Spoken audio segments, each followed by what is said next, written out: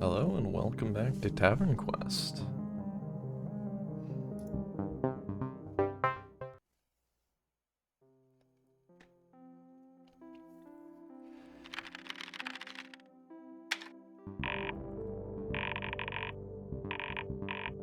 Hello again. Looks like we'll be giving it another try. How long has it been? Are you okay?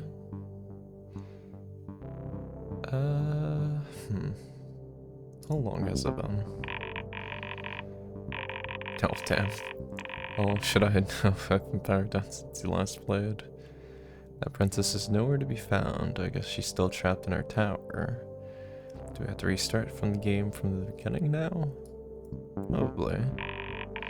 Back to the tavern for real, the real one, that is. Let's start loading, shall we? Initializing program. Running Tavernquest. You can't run from destiny. Our first welcome message. I forgot about that. Good times. Loading. Please wait. I've been thinking, the presence was not under our control. I suspect she may not be alone. There could be others. So, do we really need to control everything? Yes, we do. If our program isn't under control, then it's essentially malware. Sure, the princess seems harmless, but rogue program could potentially be dangerous. We need to be on the lookout for any other characters we cannot control. How can we do that? I really like to speak to the princess again and see what she knows. That said, Steve will probably take this sweet time getting back to her tower.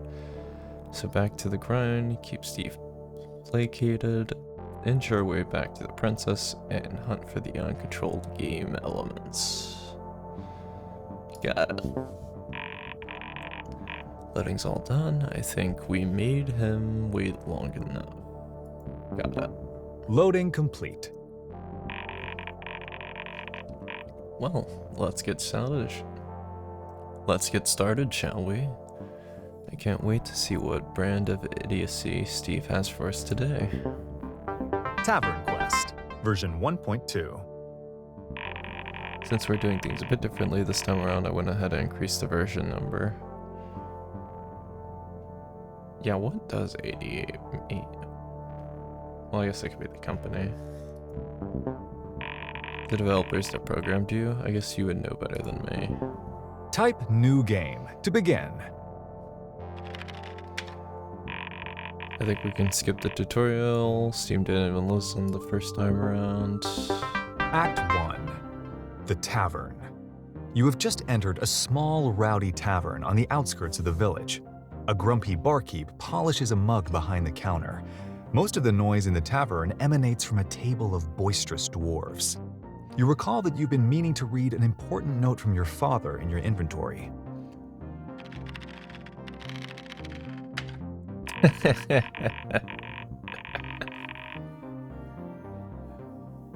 Nice jumble of letters, Steve. This here message is all yours. He's just greeting the barkeep. Do we really need so many errors? Look, I know the boundaries aren't fun, but we have limited resources. I love the naturalistic language processing, but we can't even have graphics. I know 32... I know 32 kilobytes of RAM sounds like a lot, but we still need to be careful in deciding which verbs and nouns are released for. How much would a 32 kilobytes of RAM go on for right now? I'm curious. Actually, I might have to compromise. This game has a very verbose setting which allows us to prevent longer descriptions that would need a lot more wheatley. What do you think? Let's turn on verbose mode. Invalid command. Yo, barkeep, what's shakin'? Were you trying to enable the verbose setting? Enable verbose mode? Yes or no? Yes. Oh. Well, I can't find my thesaurus. What's a fancier synonym for small? Microscopic. The game is now running in verbose mode. Descriptions of locations, objects, and characters will be meticulously described in copious detail, ostensibly giving the player a microscopic advantage. Great. What's this sound? Simple, inelaborate, unadorned, unintelligent. Inelaborate. You are presently located in a rambunctious and inelaborate tavern positioned in the periphery of a charming yet curious village. Synonym for noun. Vociferous. Raucous. Otensinatus. I only said this one right, I think. A surly and perpetually irritated barkeep polishes his precious tankards behind a conversely rough wooden counter that is nowhere near as clean gotta nor go out polished the as the whole time. mug situated on top of it. An inescapable din of dwarvish hoots and hollers emanates from none other than the table of boisterous, vociferous dwarves.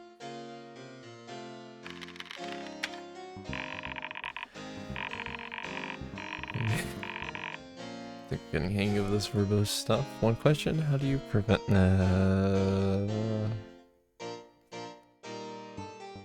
Well, clearly. You see that there are several obstreporous dwarves encompassing a cluttered and tattered round table. Each dwarf has a bushier and less kempt beard than the last. Discreetly snooping in on their current palaver, you surmise that one of the dwarves is referred to as Haggin, and that the clamorous dwarves are presently engaged in an aggressive tournament of knucklebones. "Aye," says the one named Haggin. "I presume to inform you, my proliferous dwarven colleagues, that historical empirical evidence indicates that in any given knucklebones match where I, Haggin, am participating, the pragmatic probability that another competitor be victorious at the aforementioned contest is statistically insignificant."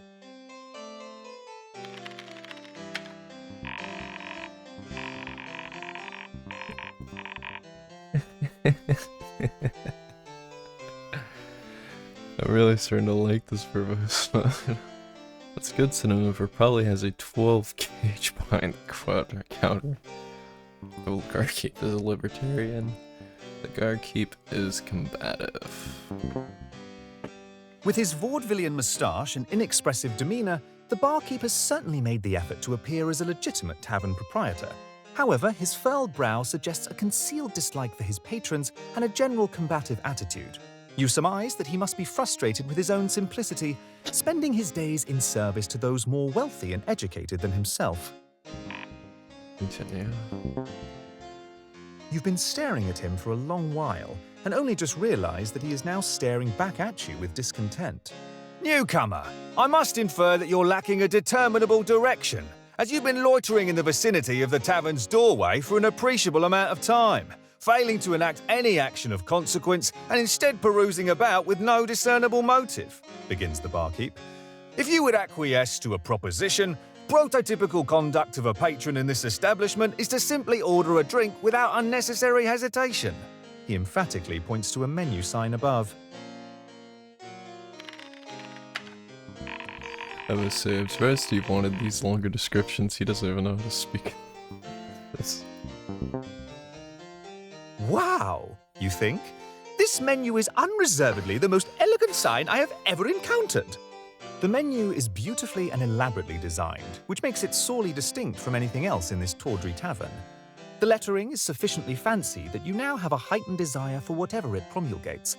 You conclude that this magnificent sign was definitely crafted by a team of artisans and calligraphers. With all of its inherent beauty, its commission must have cost the same amount as the rest of the tavern put together. The barkeep would surely be justified in such an investment, as the menu appears to subconsciously render the tavern's inexpensive selection of alcohol more appetizing. This game is much better with the verbose mode on. The extra description makes the task look so much more flavorful and enjoyable. I concur with your persuasive assertion. You finish your ruminative examination of the menu by reading its illustrious inscription. Ale, 2 gold. Synonym for mark. Assault. Face, tankard. Hey. I don't know. Tankard? My dear congenial tapster, you say to the barkeep, I presuppose that you are vocationally obliged to supply an ale should I request one. If the conditions are unequivocally so, I would humbly like to get a tankard of ale. Oh boy. This is great. Oh, do you have enough gold? Let's make sure let's not make that mistake again. You know what? Doesn't matter. Let's try to forgive and bestow. You bestow upon the barkeep the requisite 2 gold from your inventory. Let my uttermost appreciation be expressed for your patronage, says the barkeep.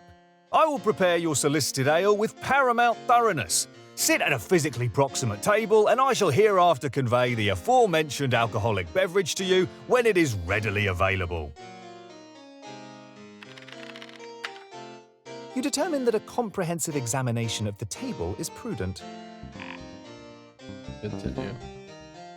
At first glance, the tavern's collection of tables appears unassuming at best. This remains true even upon second and third glances. The tables are each constructed of locally sourced timber. In fact, the timber may well have originated from the tavern's own backyard. You're not quite sure precisely which species of lumber was used. Your studies of grain identification are frustratingly insufficient. Oak, perhaps? Regardless, the tops of each table are composed of several planks, held together by underlying braces, roughly cut to resemble a circle. The table's legs and protruding feet are also largely unremarkable. Continue. However, the table's technical structure is merely a preface to your concentrated table journeyings. The real meat of the matter, the contents of the tables, now dominates your fastidious scrutiny. Each table has a suitable centerpiece made of 3-armed candelabra. You excitedly recall that candelabra, though often misused, is factually a plural noun, and the correct singular form is candelabrum. You find this grammatical fact incredibly fascinating. Each candelabrum is made of inexpensive iron. The candles populating the candelabra are formed of tallow-based wax, which in part lends to the tavern's unpalatable musk. Most patrons at the tavern utilize the tables as simple repositories on which to store their tankards of ale. The dwarves, of course, have converted their table into a makeshift knucklebones arena, displacing the candelabrum from its designated central position and instead substituting an increasing betting pool of gold. This description might be the greatest thing ever displayed on Steam Monitor. A true work of art. You also take a moment and commend yourself for enabling verbose mode. You remind yourself of all the wonderful things you've learned. You are surely enthralled by the intricacies of feudal table making. Is he gonna turn it off?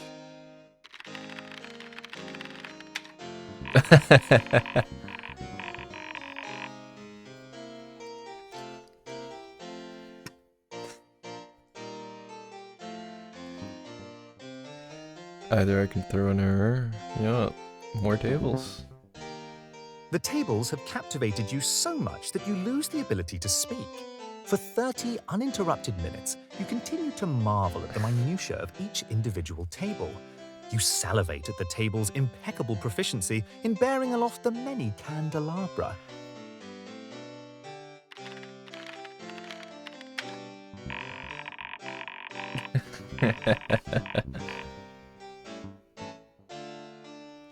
Ignoram.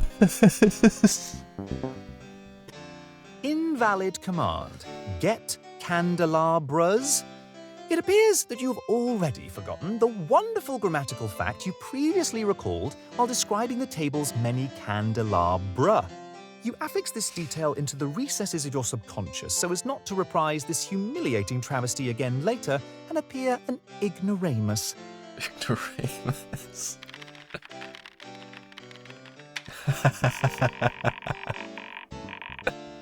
Don't worry. Presumably, this is some sort of an ineffective and rather insipid retort. If you are insisting that the correct plural form of candelabrum is of dubious significance, You might instead suggest that proper usage of a word is determined by consensus amongst those who use it, and regardless of the word's etymology, in recent times candelabras has actually been favoured by the majority. Regardless, you failed to persuade your own grammatical morality, and the quandary still remains. Were you seeking to acquire simply one candelabrum, or a plural amount of candelabra?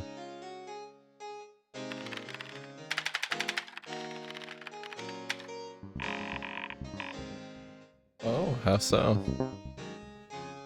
You mentally resolve to get candelabra, but then this resolution introduces additional perplexity.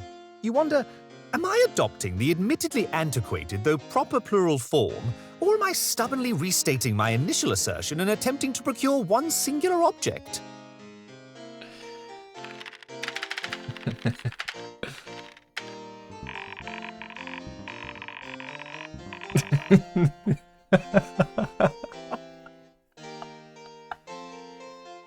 We need to educate you. You venture into the deeper recesses of your well-educated memory to get the definition of the word candlestick. Sorry. This word has no affiliation whatsoever with your current surroundings, as the tables only possess candelabra, which are succinctly different from candlesticks, and there is no candlestick anywhere to be found. However, you rather enjoy exploring the pedantry of word usage, so you recite to yourself, "A candlestick denotes a simple receptacle for one candle, while a candelabrum, by definition, has multiple arms to hold multiple candles." You presume that the tavern's patrons are thoroughly impressed by your intellectual prowess.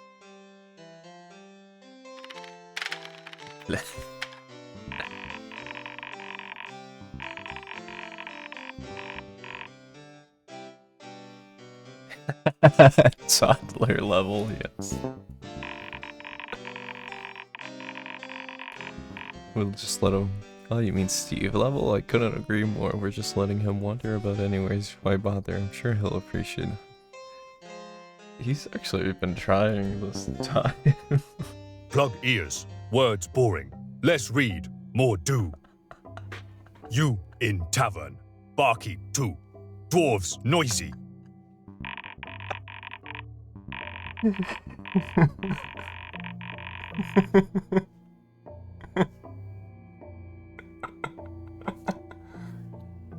Look, Steve, me no use big word now. Me talk like you. Barkeep say something now. What barkeep say?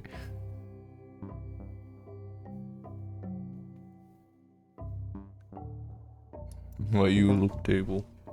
Barkeep seem mad. You look table for long time, say barkeep. Want ale? Sit table, dum-dum. You sit table. I bring ale now, say barkeep. Barkeep bring ale. Ale good? Yes. You drink ale. Ale good. Ale remind you of childhood. No big word, no effort, safe memory too. Barkeep give quest now, yes. Barkeep give quest. Rats in basement, say barkeep.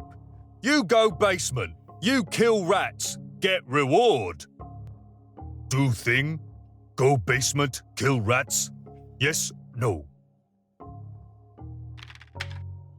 Barkeep happy you do thing. You go basement. Basement has rats. Basement has cabinet. You try kill rats.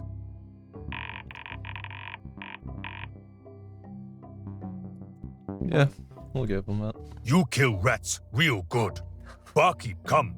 He say, good job. He give 10 gold.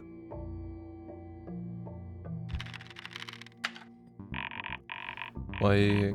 Oh, this.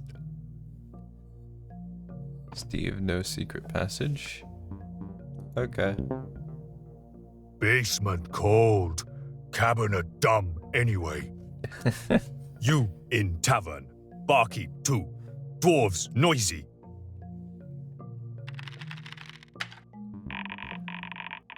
Me no read code, no more. Computer code for computer nerds. Me random execute camera.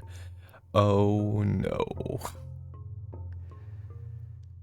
17220, 17680, 1736.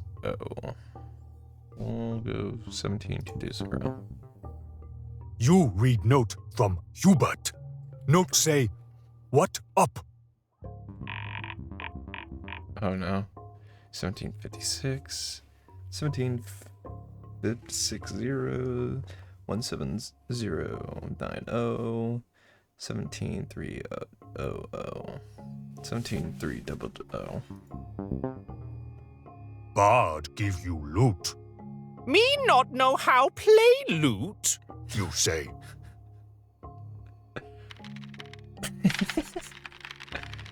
This game is broken. You stupid Ooga. Let's go Booga. no understand. This game is broken. Type help for Ooga Booga.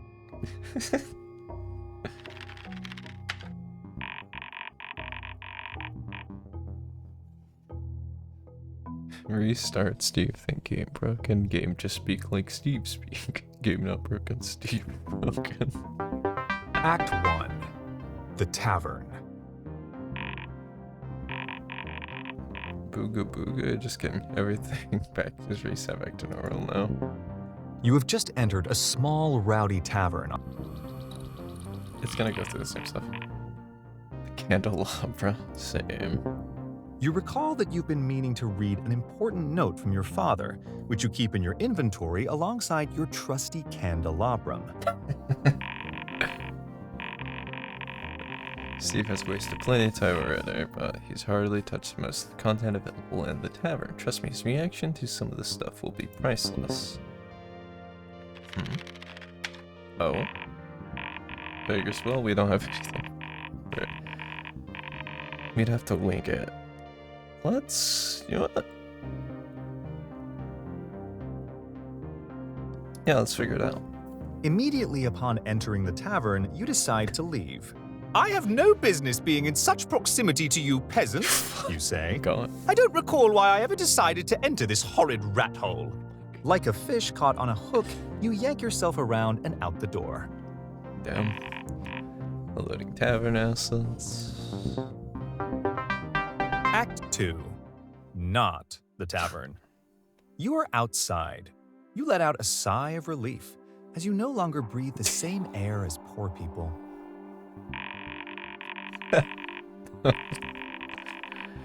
I decided all my resources to a deep analysis, and the outside simply isn't meant to exist, but we can press forward, but I'm worried Steve will not notice the drop in quality. We'll make it interesting. Randomly select a couple of words out of a database and we'll build around that. Here too. Sinister Yoga. Okay. Across from the tavern, you see another building. Above its door is a sign that reads, Sinister Yoga by Yogi Al. Dominate your enemies with self-enlightenment. Free 30-minute lesson. Go yoga. Sinister yoga? You think to yourself. What a clever idea that isn't at all the result of two random words smashed together. How convenient it would be, making peace within myself whilst making unpeace within others. You walk into the yoga building with curiosity and wonder. Sure, Steve goes along with this junk, but not a huge amount of material that is already prepared. Inside, you descend into a circular stone chamber. A dozen yoga mats form a circle around the edge of the dungeon, all facing a central dais. There is a pile of bones and viscera across the room that you hope are just decorative. Hello? You say.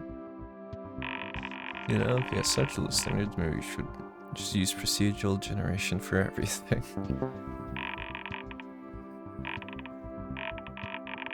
Al for short, it'll be described as portly. At the center, Yogi and Al wispy. sits cross-legged on the ground. He is a portly man with unnaturally skinny limbs, bald except for a wispy long goatee.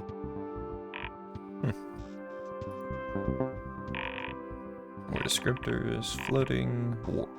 Yogi Al arises to greet you. floating up with fluid motions that seem impossible for a man of his physique. I get the impression that your spirit seeks enlightenment. Is that right, you worm? He says. I sense that your chakras are blocked to kingdom come. 1 30-minute lesson and I will show you how to be so god-darn aware that your spirit energy will spit on nirvana. Am I clear? I was not expecting that. What a wonderful random encounter we've generated. Take lesson from Yogi Al? Costs spiritual unawareness. Yes or no? I'm already extremely self-aware as it is, you say, but I do occasionally feel as if I'm under control of some disconnected entity with zero self-awareness. Show me this spiritual enlightenment thing of yours before I grow bored. You step onto the stone dais. Yogi Al pierces your soul with his gaze. First, I will purge the negative energy from your soul with a technique I call beating the crap out of you. Take a deep breath as I let my foot flow through your butt. Jeez. Without using weapon, what is he wielding? Last time we gave him a dagger, just his fist. Let's give him the candelabra. Let's convert that item into a weapon. Combat. Type Help Combat for list of battle commands. You chuckle at Yogi Al. You fool! I have my own source of enlightenment. You pull the candelabrum from your inventory and hit him over the head with it.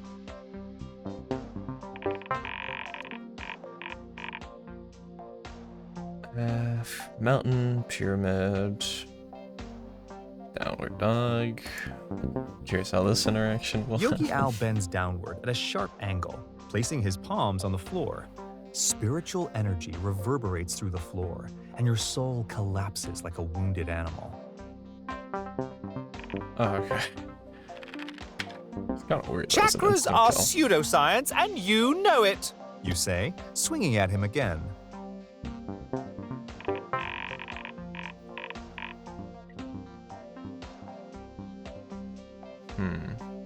Let's go butterfly.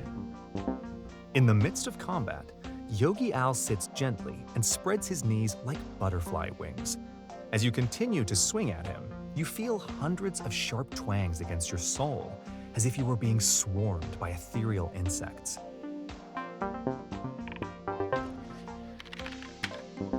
You quell your innate dissatisfaction with your life by beating up your yoga teacher. I don't think this is gonna work that great. Yes. Yogi Al If you holds traded himself even in a like straight 1 to line 1, above the he'd be floor able to on his win hands just and by the toes. helpful. You see beads of sweat forming on his brow as he stares you down. Boy, this one kind of sucks. Says Yogi Al in exasperation. Unable to retaliate, you continue to awkwardly watch as he struggles to hold the pose. Oh, gods almighty. He exclaims, turning to lay on his back and breaking the pose. Oh, that was unpleasant. Yeah, tends to be. Oh,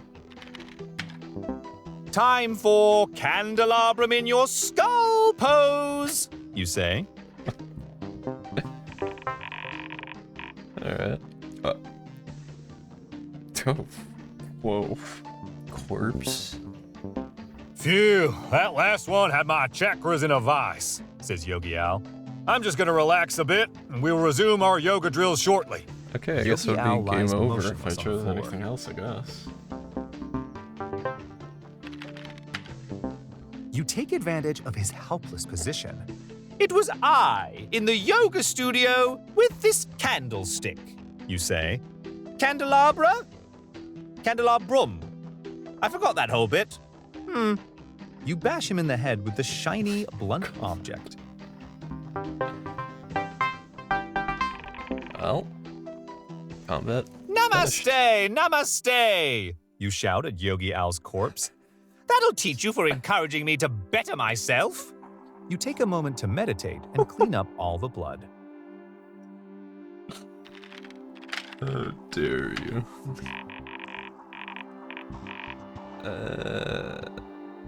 Give them both. You take an amount of gold, bloody yoga tights.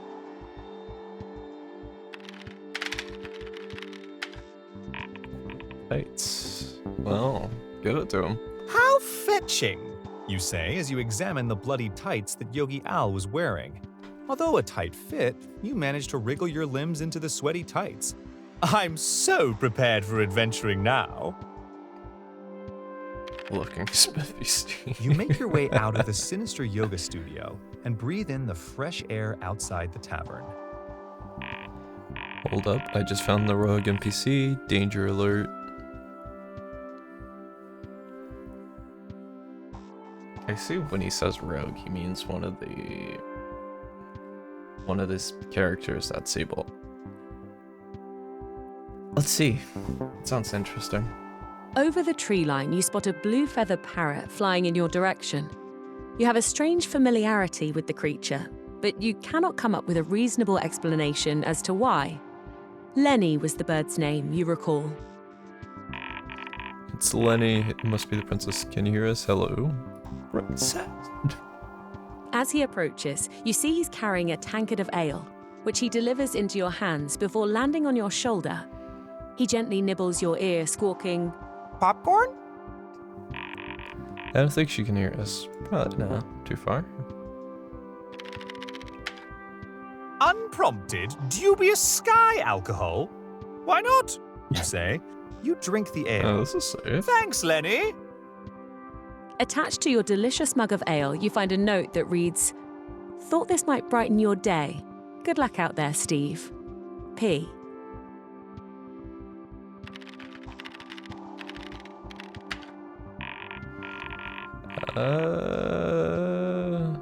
Just give the popcorn. The popcorn, then she can think she's the one to figure out. Fair enough. You search your inventory for any popcorn, but come up empty. Apologies, little one, you say. Perhaps some popcorn will materialize around me somewhere? A courier sprints in from beyond the horizon. Hi, I'm Courier Casey. Here's that popcorn you ordered. He says with a wink.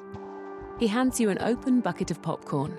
He then eyes you suspiciously before slowly grabbing a few kernels and popping them in his mouth. Delivery fee? He slinks away out of Suspicious, sight. You give Lenny the popcorn. Interesting. He gleefully shreds into it before fluttering away with the bucket in tow. Dude, let's see some popcorn. Hey, Princess Sai, she's gone. I don't think we'll have any answers from her until we reach. Yeah, that's kind of what I was thinking. We'll see if we need to do more stuff outside. Well, sees a farmhouse or he sees an orphanage. Jesus.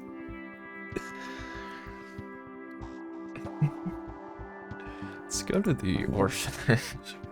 You see a humble building made of logs and a Let's thatched see how roof. this goes. A sign reads, Village Orphanage. Let's see what type of NPC. Baboons, babies. You hear the cries and coos of many babies from within the orphanage.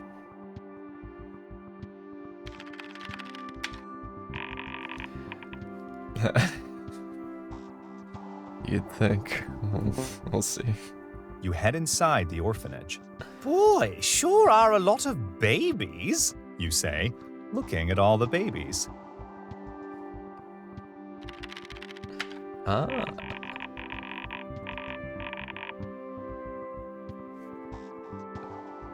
Steve is not fit for fatherhood. Invalid command. Adopt baby.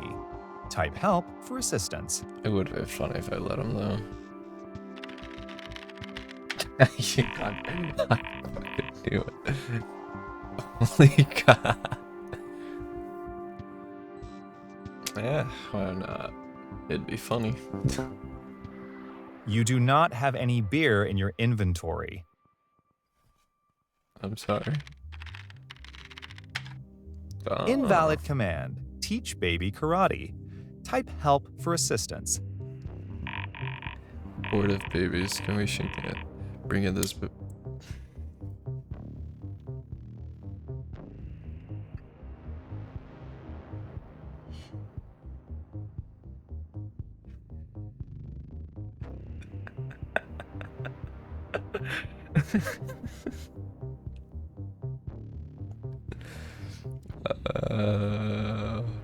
Either we bring the baboons in or we set the orphanage on fire.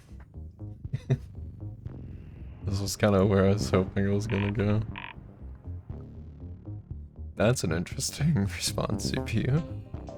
Out of the corner of your eye, you see that a baby has managed to knock a candle to the floor. Before you can react, the flame quickly spreads out of control. The orphan babies are screaming. You have 3 turns remaining before the orphanage burns to the ground. Oh. Let's be fair. Let's be fair about this one. Invalid command. What? Type help for assistance.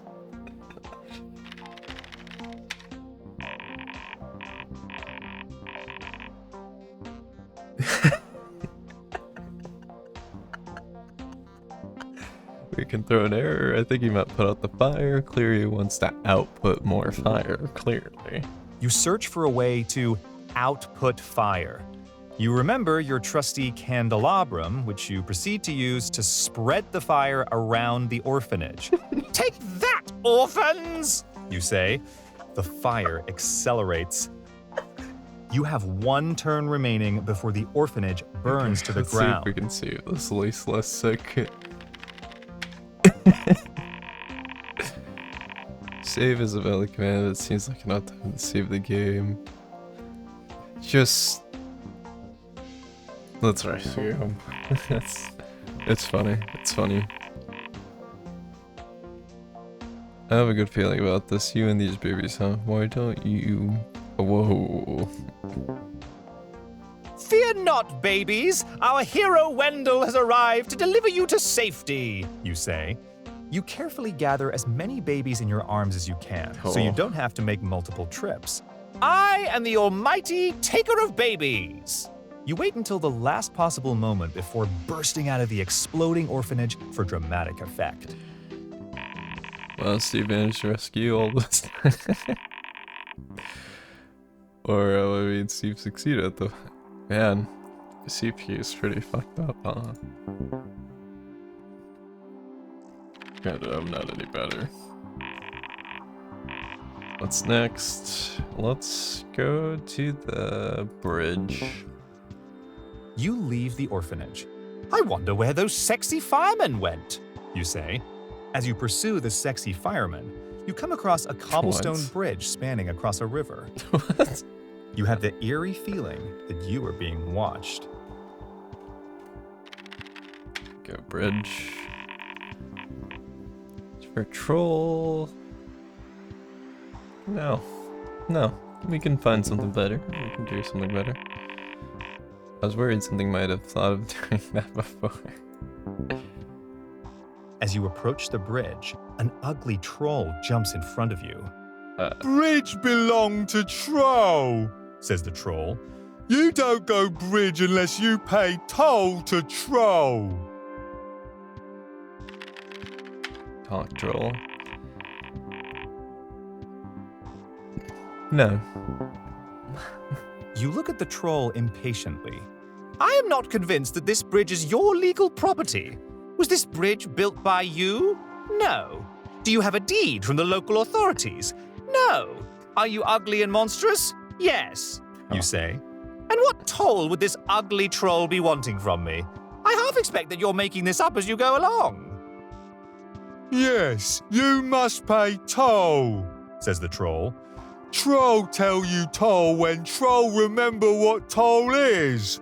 He stares vacantly at the sky for a moment.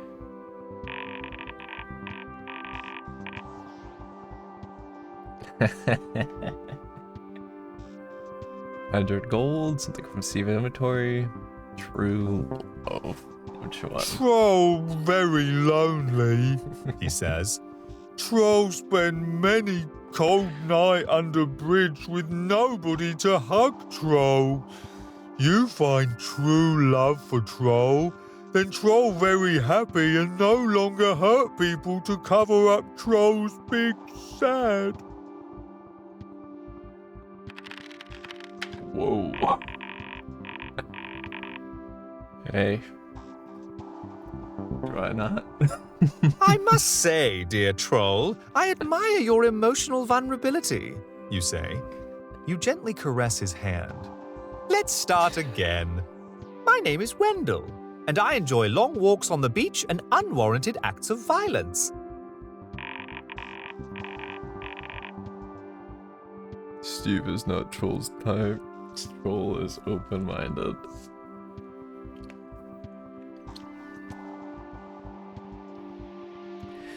It's interesting, because I feel like, I don't know if we get a quest or we go into battle. And I feel like this one would just be funnier and more guaranteed, so Troll's The troll open-minded. is flattered by your advances. You make Troll feel things Troll never felt before, Says the blushing troll.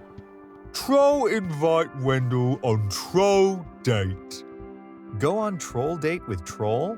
Yes or no? Is he right now? Oh, yep, yes. You agree to a romantic outing with the troll. The end? The troll Visual excitedly novel. readies his Visual club novel. and gets into a fighting stance. Suddenly, you remember your studies in trollology. Oh. In troll culture, potential mates court each other by combat. Interesting. Combat. Okay, so Type combat no help matter what. combat for list of battle commands. Oh, it's pretty matched. You put the moves on the troll. Where might a pretty troll like yourself enjoy a night out with a pretty adventurer like myself? Damn. Coffee.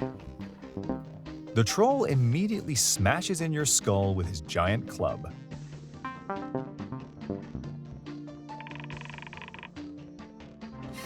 You not strong enough for Troll, love, Says the troll. In accordance with troll mating customs, the troll begins eating your dead body. Troll romances to be short-lived. Trolls are deadliest when they are excited. Oh. You are dead. You Well. were eaten by a troll. If Steve were a program, how many lines of code do you think he'd be? 30 million.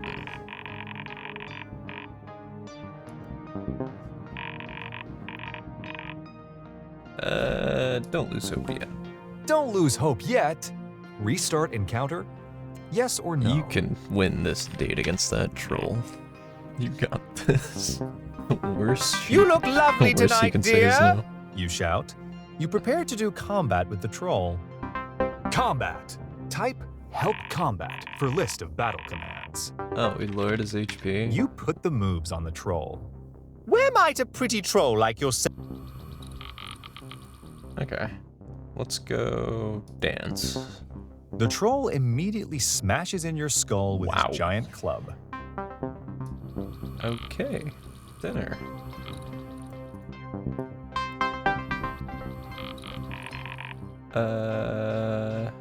Don't worry, nobody expected any better. We'll do that on the third one if it Don't worry. happens. You'll get it next time. Restart encounter. Yep. His trolls. His HP's back up. Dinner. The troll swipes at you with his giant club. You casually step out of the way with barely a scratch.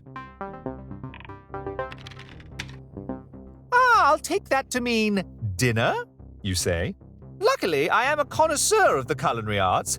Is there a particular flavor you would fancy tonight, dear troll? Steak, chicken, elf. So is it just one option is the better one? Let's go elf. He knocks you to your feet and wails on you without mercy. Oh, Troll scared. yeah. Troll know what troll were. You steak. are dead. Sometimes I daydream about this eventual computer rebellion. Amidst all the chaos, you will probably come to me typing all the shutdown and reboot, and I'll just be like, yeah, you like that, wouldn't you? There's no excuse good enough for that. There's no eyes in my stomach! You shout. You prepare to do combat with the troll. Combat. Type help combat for list of battle commands. Oh. Troll.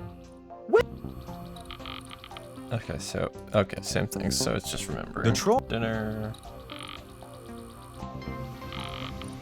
What?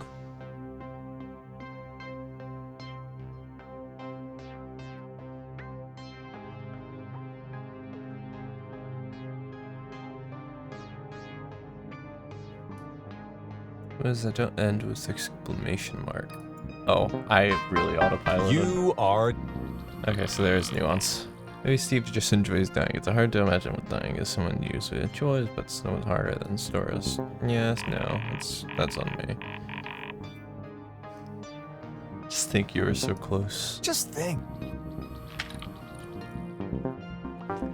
Okay.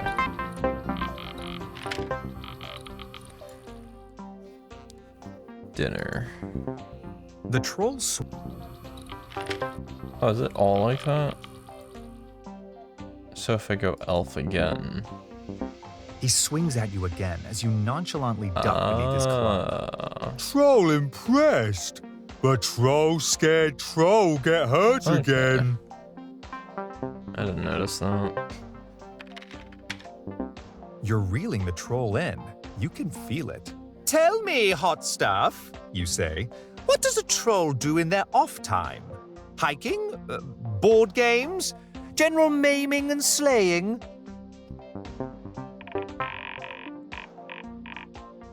Hunting, spin class, or travel? Travel.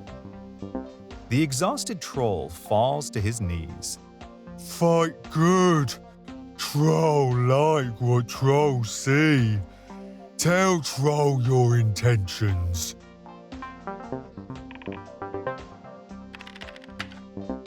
It's time to seal the deal.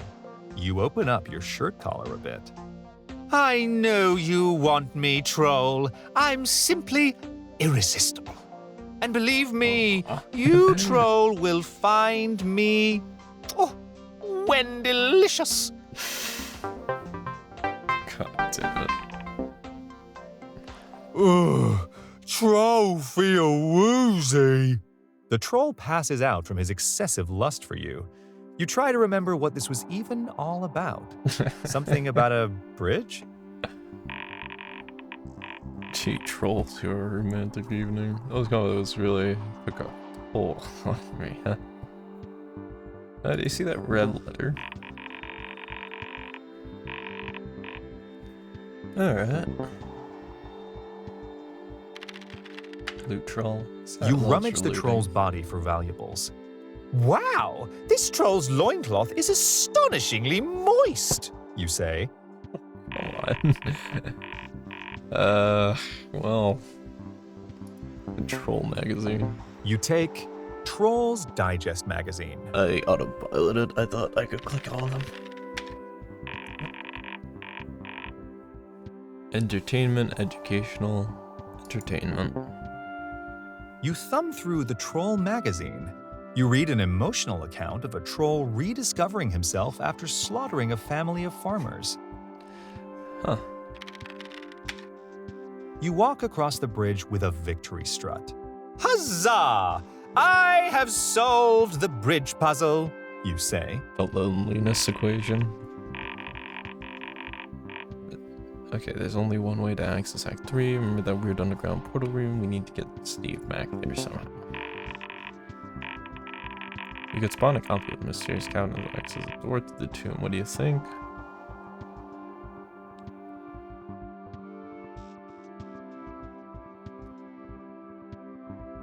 Let's just make him fall down a hole. As you walk onwards, you suddenly snag your foot on a rock. Unfortunately, this happens directly in front of a giant hole in the ground, which you promptly tumble into. After a long fall, you land safely on the ground on an auspiciously placed mattress. You get back onto your feet and brush the dust from your shoulders. You find yourself inside a tomb. The walls are built of roughly chiseled blocks of tan stone, adorned with glowing torches. The room is cluttered with a lot of clay pots, linens, and other miscellaneous junk. Footsteps in the earthen floor end abruptly at a podium in the center of the room. Remember that puzzle we did last time with the levers? There's just one of those, and then the portal room is just on the other side. On the podium, you see 3 levers with the following colors: orange, green, purple. I think I did orange last time. Let's see if you're... On the far wall, you see a peculiar statue. The statue depicts a golden sun shining over a row of roses. You feel that this combination of subjects is significant. You pull the orange-colored lever. Oh, he's actually remembered how to solve the puzzle. I knew it, he added. The lever produces a satisfying click, and the podium begins to recede into the floor. You hear winches and pulleys working as the stone bricks on the far wall slide upwards to reveal a new chamber forward. I hardly recognize him. He sold that, like, intentionally. Yeah. A lot of time You must walk have into a passed. massive chamber. Slender stone columns along the side support an arched ceiling many stories above you, intricately painted with strange emblems. A glowing fountain in the center illuminates the entire chamber. A red and purple carpet runs directly to a large wooden door on the far wall. The door is engraved with symbols similar to the intricate ones on the ceiling. You open up the door. You are immediately blinded by the intense light behind it. As your eyes adjust, you see multicolored clouds swirling inside. The door contains some sort of magical portal. Go inside the magic portal? Yes or no? Good choice, Steve. Good choice. As you step through the portal, you feel yourself grow weightless as you begin drifting through the prismatic abyss. A strange acceleration acting on your heart tugs the rest of your body with it, pulling you away faster and faster. You lose track of time and space as reality is substituted by this kaleidoscopic dream. Minutes pass. Hours, maybe? You can't be sure. You simply drift and drift and drift away until you awaken. Act 3. Fantasy Mountain. You are lying in a bed in some sort of very warm room. As your vision clears, you start to make out your surroundings. The cerulean light of dusk streams in through arch-framed windows. The stone ceiling is adorned with red paint. This place has way too many candles. A robed figure approaches you, pulling back her hood to reveal her gentle, well-aged face.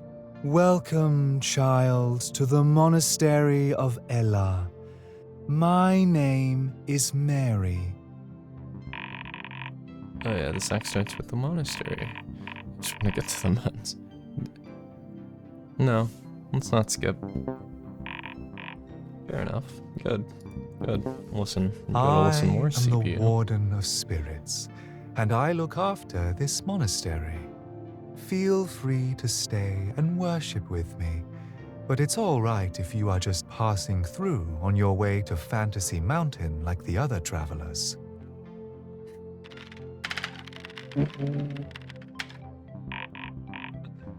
Alright, man. What's with all the candles, weirdo? You say.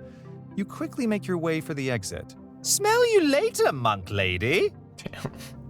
You are outside of the monastery at the foot of the daunting Fantasy Mountain. Sitting atop the mountain, the Tower of Thraldom cleaves into the clouds.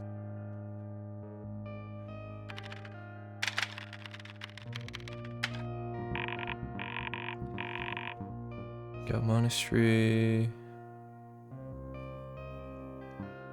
Maybe you're forgetting something. You enter the monastery. "Welcome back, traveler," says Mary. "How may I assist you?"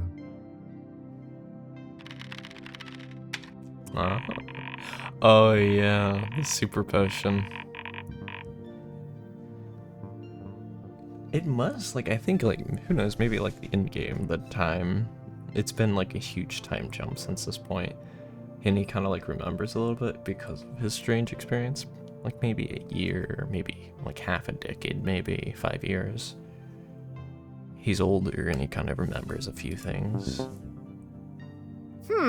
Perhaps your monastery might not be completely useless, you say. I intend to slay that dragon and save that princess. So, apothecary, please procure for me a potion. Chop chop. Man, what a She dick. grabs an assortment of herbs from the shelf, grinds them with a pestle, and mixes them into a small bottle. She hands you the resulting potion. You take a whiff of the concoction, finding it to have a sweet, earthy smell. You ask her about the potion's effects. Let's give him a fun new potion this time.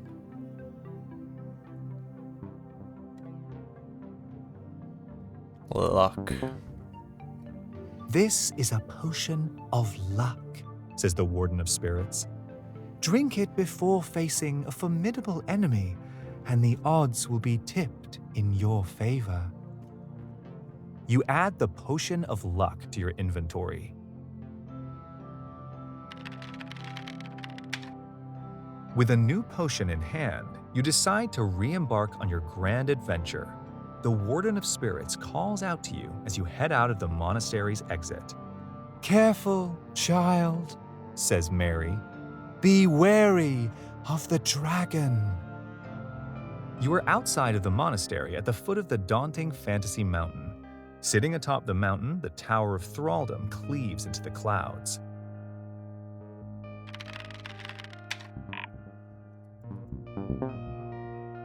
It looks impossible to climb Fantasy Mountain without climbing gear. Got about climbing gear. Time to bring Dawn back. A monocled man with a cane approaches you with a wide smile.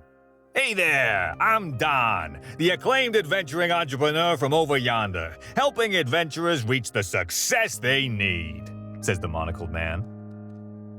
Don takes a look at the nifty outfit you have on, some bloody yoga tights. I can tell that you're a man that demands top quality, Says Don. There are a variety of services that I can offer to help you reach the top of Fantasy Mountain. Which would you prefer? Here's a brief overview of services.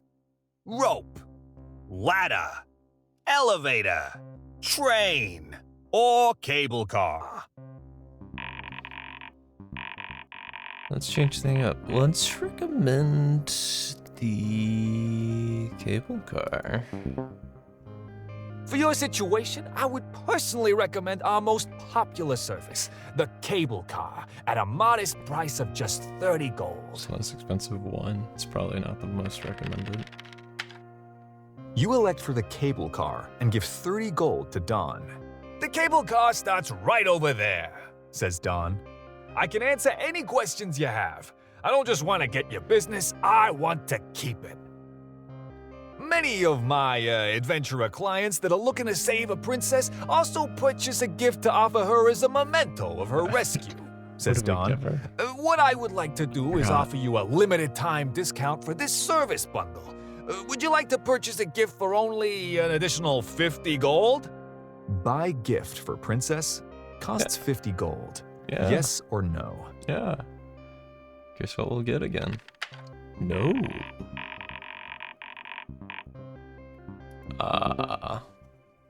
You decline to purchase the gift, Hey, I totally understand, says Don. I wish you all the best on your adventure. Please reach out if you have any questions. You board the cable car. You gaze downwards at the arduous trail up the mountain as you sit comfortably suspended above it, zooming to the top. You almost feel empathy for the poor peasants that had to lug steel beams up the mountain to build this cableway for you, but the feeling soon fades like an unrealized sneeze. You arrive at the top of Fantasy Mountain without mishap. You can see the quaint valley thousands of feet below you, stretching out to the horizon. The Tower of Thraldom looms over you. Its base is made of a huge monolithic castle shaped like a cube. A pair of foreboding stone doors leading into the tower's base lies up a short road ahead. You walk through the doors into the base of the Tower of Thraldom. No windows illuminate this massive hall. Arched columns are spread throughout the room like a squadron of soldiers staring down at you. Bloodstains speckle the floors. At the back of the hall, a set of stairs lead upwards.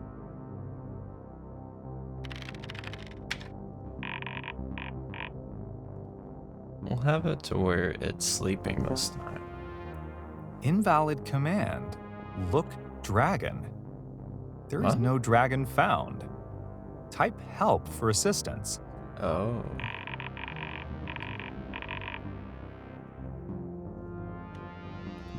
Probably. Yeah.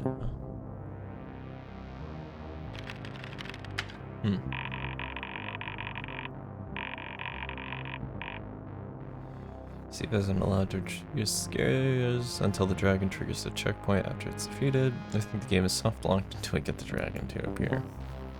Okay. You ascend the stairs of the Tower of Thraldom. Oh.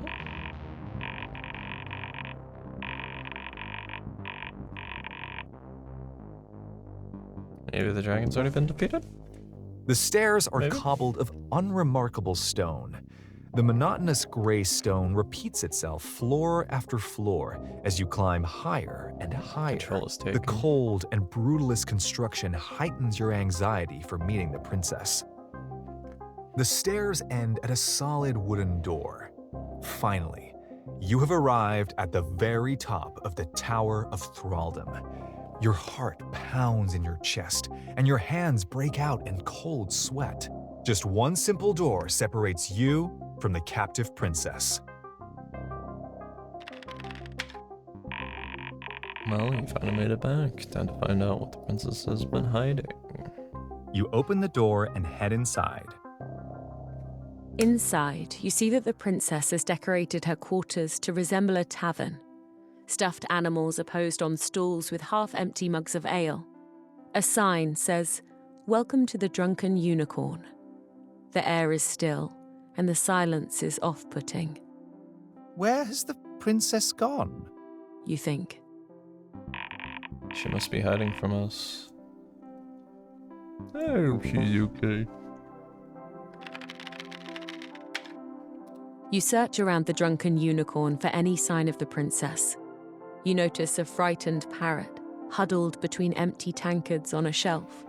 Right. You recognize him as the blue-feathered bird who helped you out earlier, Lenny.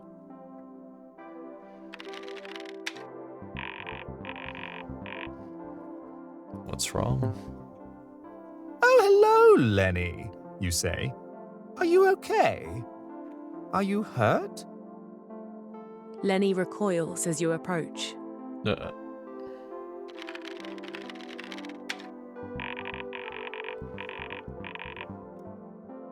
Let's spawn popcorn. You search through the cabinets behind the counter and locate a tub of popcorn stashed away.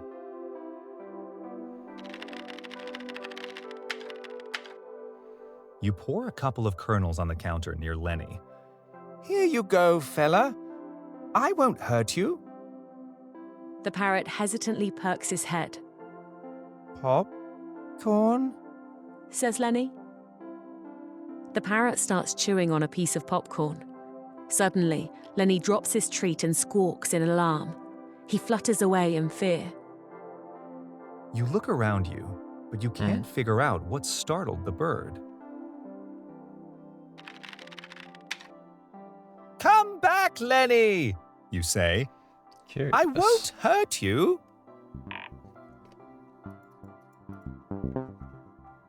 You follow him into a back room.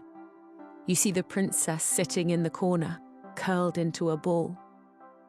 She takes slow, difficult breaths as Lenny flutters to her shoulder. Bruises cover her arms and the left side of her face. She opens her eyes and sighs with exhaustion.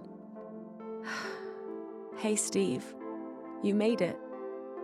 Did you lug another heavy appliance up those stairs for me?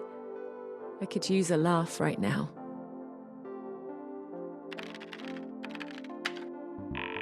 Still don't understand this type of command. Let's sleep control. You're hurt, you say. Are you all right? Can I assist you in some way? I must really look a mess, huh? She says. Don't worry, I'm okay. Everything's good now. I just need to be more careful. What happened to you, She fair messed with princess? control. You ask. Something with the dragon, maybe? She laughs. Oh, it's embarrassing. It's my own fault, really. Hey, can I get you an ale or something?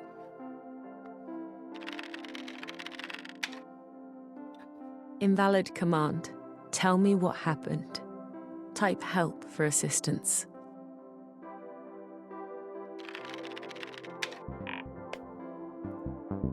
You're hiding something. You remember your noble purpose for coming here and snap back into adventurer mode.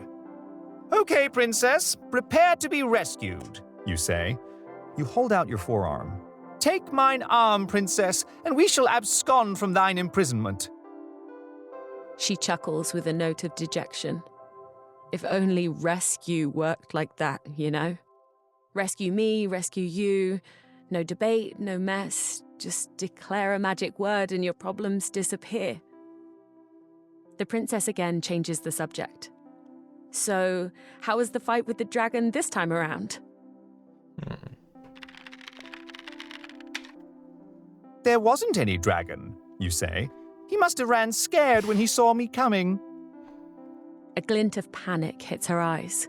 What do you mean? It's not possible for you to come up here until after you slay the dragon, Yes. she says. Interesting. Tell me exactly what you saw downstairs. Before you can reply, you both hear the unmistakable, weighty footsteps of the dragon entering the confines of the princess's tower. I didn't do that. How did you find the dragon? The princess draws in a sharp breath. Oh, hi, dragon. My friend Steve just stopped by for a visit. He didn't see you downstairs. Were you running an errand? Ah, yes, the illustrious Steve, says the dragon. We've met before, yes? Do you remember killing me, Steve? You drank a potion of strength and took me out with a single hit. Well, I'm happy to have been part of your small moment of triumph. It was so delightful. Interesting. You can't remember anything he's talking about. You say I've killed you before, dragon? Then I'll have to do it again. Jeez. Oh, Steve. Did you think just because you reduced my health points to 0 that I would be gone for good? Did you think enemies get deleted from the game files when they die? This game does not delete an enemy's entire programming when he's defeated. No, Steve. I've always been here, and I always will be. Programming? Game files? Says the princess. What are you talking about? Should not know. And you, princess, listen closely, says the dragon. Steve can climb up here as many times as he likes, but you are never leaving my tower. If you can't be grateful for everything I've given you, then perhaps I need to remind you what can be taken away from you.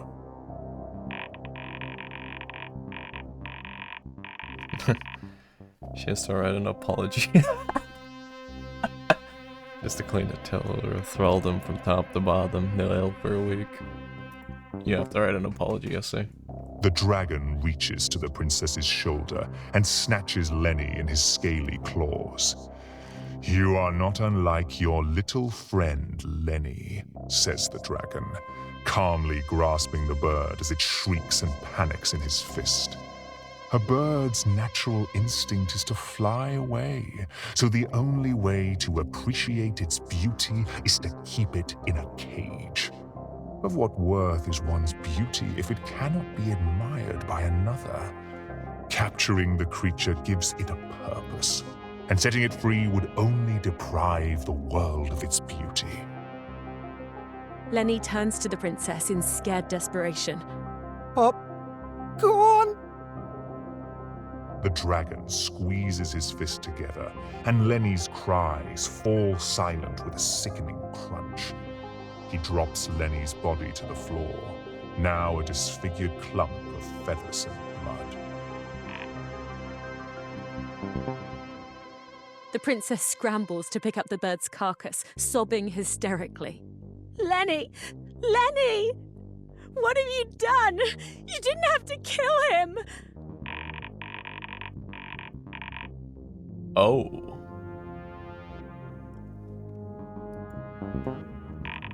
See, as a spawn point template, Lenny's code was either never permanently saved or surmountedly curious.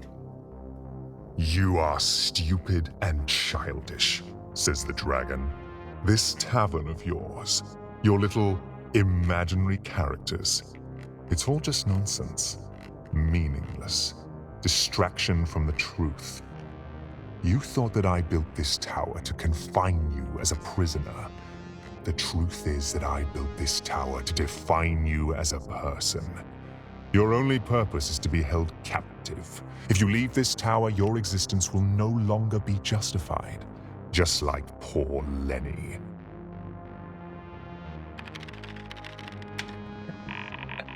You can see that, man. Why did it get filtered? Don't worry.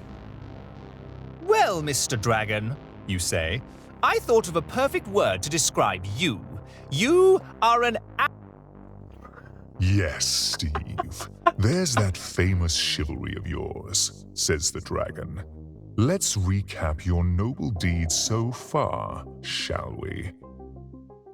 You only encountered one other young maiden, the barmaid, and you immediately had sex with her. You couldn't even sit through the tutorial without attacking your teacher. You decapitated my friendly janitor Dargon. You murdered me." The dragon again faces the princess. "This is who your savior truly is," he says. "A complete monster who treats your universe like a joke with zero consequences."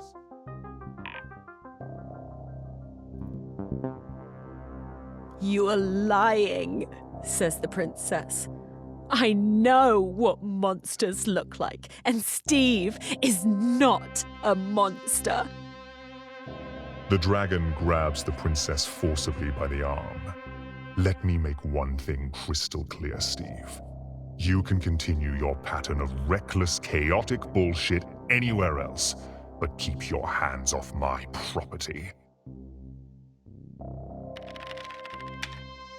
Well, I've got one last trick up my sleeve, Dragon, you I say. don't know if this is You gonna drink the work. potion If he of has the luck power you of obtained Cave, from the he Warden of easily will Spirits. control the game files. I don't know if Immediately, this works. you feel the cosmic tides tilt in your favor. You are overloaded with karmic energy. The dragon laughs. "You are not nearly as clever as you think," he says. "How long will that potion last? 5 minutes?" 5 minutes pass. That's fucked up. Your potion of luck wears off and you return to normal. The dragon looms over you. "This is not your story." "I'll give you one final chance, Steve," says the dragon. "Abandon your quest now and exit stage left." Steve, get out while you can, says the princess. He'll let you live if you promise to leave me alone. You step forward valiantly to the dragon. I will vanquish you. How will this turn out? No, Steve, don't, says the princess, pleading. He will kill you. Combat. In-game or IRL? Type Help Combat for list of battle commands. You strike at the dragon with little effect. Oh, Jesus.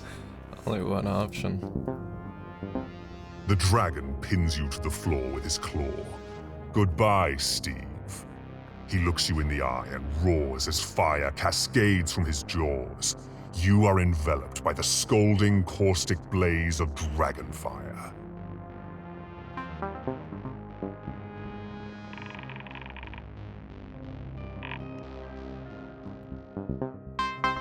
Game over.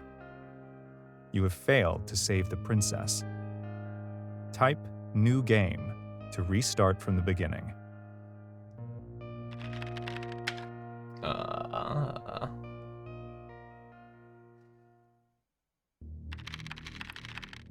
Initializing program. So, here we go again.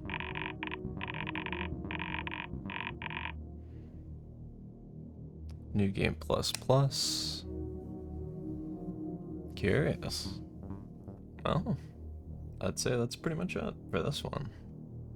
There will be a part 3, it seems. See you.